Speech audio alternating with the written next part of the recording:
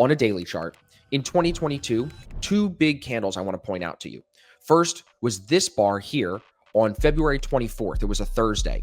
We rallied 4.5%. The next day after that big bullish bar, we rallied another 2%, only to come back to those prices 2 weeks later before heading higher.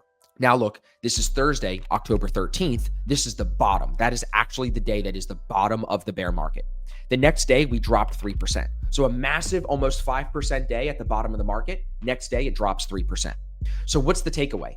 Well, it's going to sound simple, but if the lows of these big bars hold, I think that tells us a lot. For example, when the low was broken from that previous big bar back in February here, it gets retested here and we move lower both times. It also gets used here for a leg down. So I think that low becomes support turned resistance. I don't want to be bearish, overly bearish yet until we take out the lows from this move here at like 480. So I don't think you're going to hear me get overly bearish for a while.